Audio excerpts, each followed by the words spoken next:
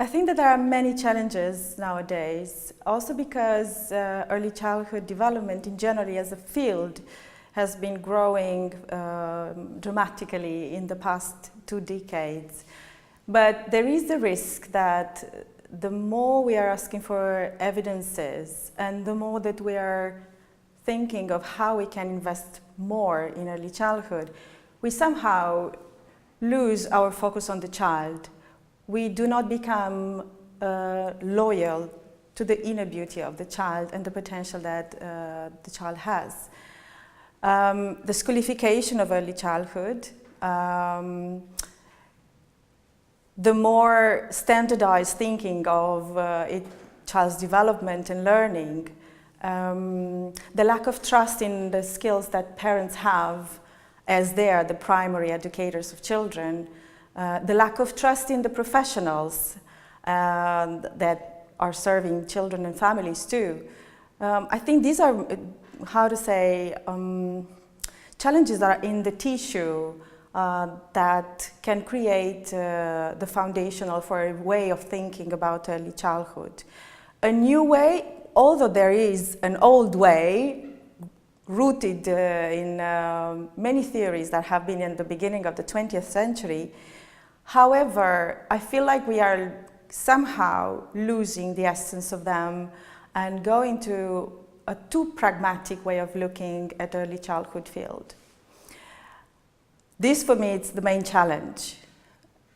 We have a discourse that is strongly asserted by many experts about how important it is to look at the child as a protagonist of its own development and being and becoming. However, I think this is not necessarily the dominant discourse, and I think this is the way that we should reconsider our way of looking at how the early childhood education and care systems should be developed, designed and developed. There is not an easy answer of how we should address these challenges, of course, but I think that we should really consider how we can further nurture in all ourselves and all those that are working in early childhood education, and not only actually, the critical thinking. There's nothing given for granted, but there is a lot that we should consider in the way that we are articulating our thoughts about early years. Who are the main stakeholders? Who should participate in making decisions? What is the most important for the children? And how they become their own authors of development. I think that we are living in times that we need to really think carefully how the dominant discourse is built and who participates in that. And it's a lot of work to do. It's about a co-participation of various actors coming from the field, from practitioners, parents, managers of services, community. I think that we need to bring back to the community also childhood. Now it's becoming a too private issue, which is right to a certain extent, but it also is a part of a community. Back to the normality of being a child in a community, back to the normality of being a family alongside other families in a community. How do we create these linkages in between individuals that have been too much isolated in their own private territory? We do address this. Well, there are many ways, top down, bottom up. There's not one recipe for that. Definitely the changes that are to really sign the future are the way that we have learned, at least in the past decades. The top-down approaches have not been successful. Otherwise, we would have had a better early childhood education systems.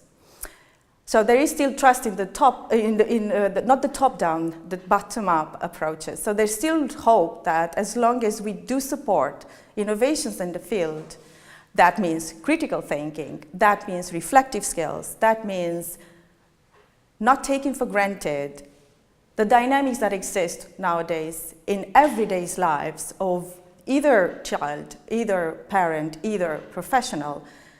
those should be addressed with the critical thinking and finding new solutions. And the solutions is never given by one individual. They could be the seeds of change, but they grow in cooperation, they go in exchanging ideas, in making them happen together. And then the circle can, of course, grow towards organizations, either local, either regional, either global. But the larger the circle, the harder it is, except for aligning thoughts, or at least becoming loyal to values that are really serving the early childhood field. So answering to the questions, I think perhaps one of the solutions or the way of overcoming is questioning ourselves. What is the image that we have of the child? What do we really want for the child? To what extent we really believe that he is the actor of his own becoming and being and becoming? To what extent do we really see parents as partners? To what extent we really see professionals as being partners?